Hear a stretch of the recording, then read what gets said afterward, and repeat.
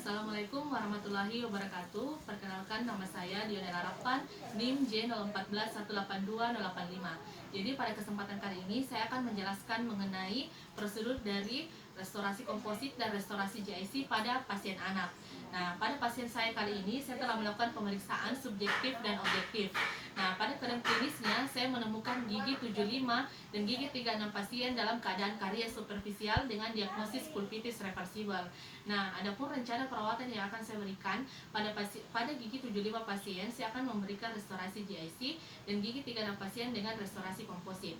Nah, langsung saja sebelum masuk ke tindakan perawatan, jadi pertama-tama saya akan memberikan inform konsen kepada pasien. Nah, inform konsen di sini kita menjelaskan kepada orang tua atau wali pasien mengenai prosedur yang akan kita berikan kepada pasien, kemudian risiko-risiko yang mungkin terjadi pada saat kita melakukan perawatan hingga biaya perawatan yang akan kita berikan kepada pasien. Nah, jika pasiennya telah setuju, maka kita dapat melangkah ke tindakan perawatan. Nah, jadi pertama-tama di sini saya akan mulai dari gigi 75 pasien dengan restorasi GIC. Nah, pertama-tama kita siapkan alat dan bahannya terlebih dahulu. Nah, kemudian sebagai operator di sini kita menggunakan alat pelindung diri seperti masker dan handscoon. Kemudian kita instruksikan kepada pasien untuk duduk di dental unit dengan posisi yang tegak. Kemudian kita instruksikan kepada pasien untuk berkumur.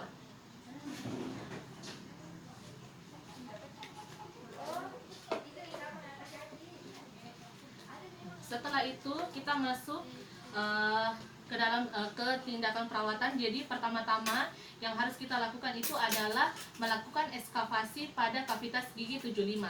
Jadi di sini kita melakukan ekskavasi, kita mengangkat sisa-sisa makanan yang mungkin terdapat pada kavitas gigi 75 pasien.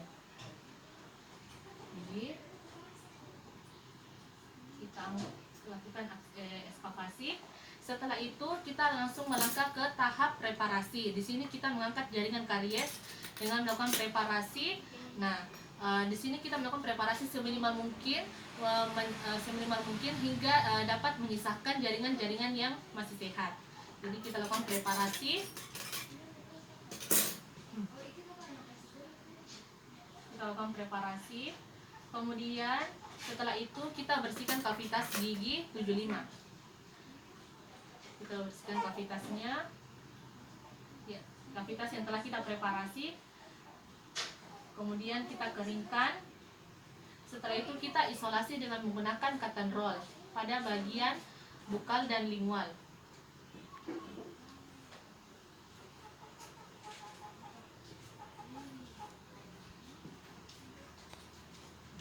Setelah kita isolasi, langsung kita masuk ke tahap di sini kita menyiapkan bahan GIC-nya. Di sini terdiri atas powder dan liquid. Nah, di sini kita tuangkan dalam glass plate. Jadi kita tuang powder dan liquidnya. Jadi dengan perbandingan 1:1 powder dan liquid. Kemudian kita aduk hingga homogen. Setelah itu kita aplikasikan bahan GIC-nya ini ke dalam kavitas gigi 75. Kita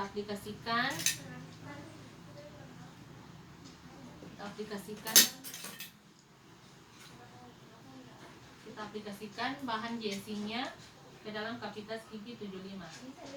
Setelah itu kita tunggu hingga bahannya kering. Nah, setelah bahannya kering, kita masuk ke tahap instruksi. Sebelumnya kita melakukan pengecekan oklusi terlebih dahulu. Jadi di sini kita melakukan cek oklusi dengan menggunakan articulating paper.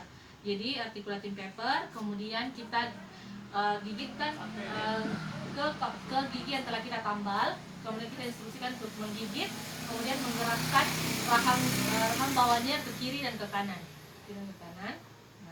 Setelah itu kita ambil articulating papernya. Kemudian jika masih ada bekas dari articulating paper, nah daerah tersebut kita harus kurangi. Nah, setelah mengecek oklusi, kita langsung masuk ke tahap instruksi. Nah, di sini kita menginstruksikan kepada pasien untuk tidak makan dan minum tidak menggunakan gigi yang telah kita tambal selama 30 hingga 60 menit pertama setelah melakukan perawatan. Jadi mungkin itu tindakan perawatan untuk prosedur dari restorasi GIC pada gigi 75 pasien. Jadi langsung saja kita masuk ke tahap restorasi komposit untuk gigi 36 pasien. Nah, di sini mulai dari tahap pemberian inform konsen hingga tahap reparasi itu sama dengan yang saya jelaskan tadi, sesuai dengan prosedur dari restorasi GIC itu sama dengan restorasi komposit hingga tahap reparasinya.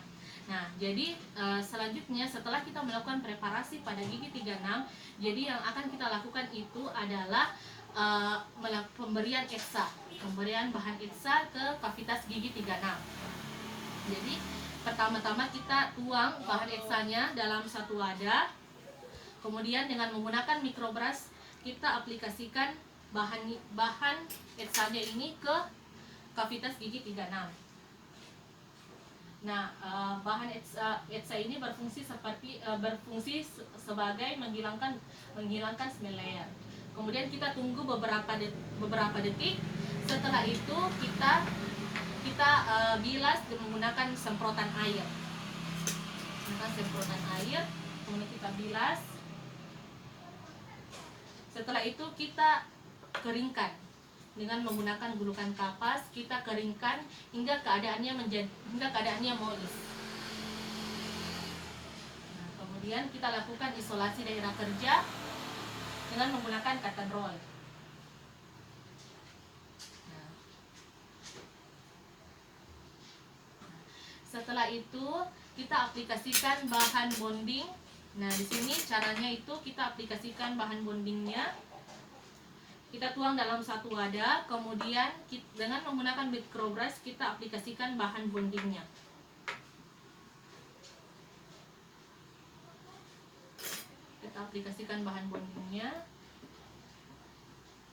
Kemudian kita lakukan light cure hingga beberapa detik.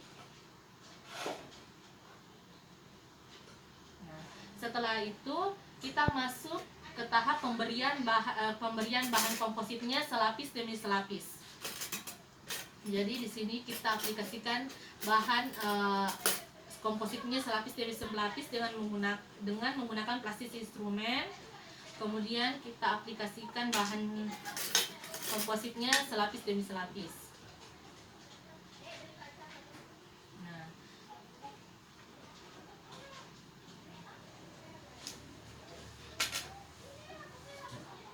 sambil kita membentuk anatomi gigi 36 pasien. Setelah itu kita lakukan polimerisasi dengan menggunakan light cure hingga beberapa detik. Setelah itu kita lakukan finishing dan polishing dengan menggunakan bur polish dan bur finishing. Setelah itu kita lanjut ke tahap pengecekan oklusi dengan menggunakan articulating paper. Jadi di sini kita ambil salah satu, kemudian kita aplikasikan articulating papernya ke rongga mulut pasien. Kemudian kita meminta pasien untuk menggigit articulating paper, kemudian menggerakkan kiri ke kanan, rahang bawah ke kiri dan ke kanan. Setelah itu kita ambil articulating papernya, kemudian kita lihat apakah masih ada bekas dari articulating paper. Nah, jika ada bekas articulating papernya, kita kurangi daerah tersebut.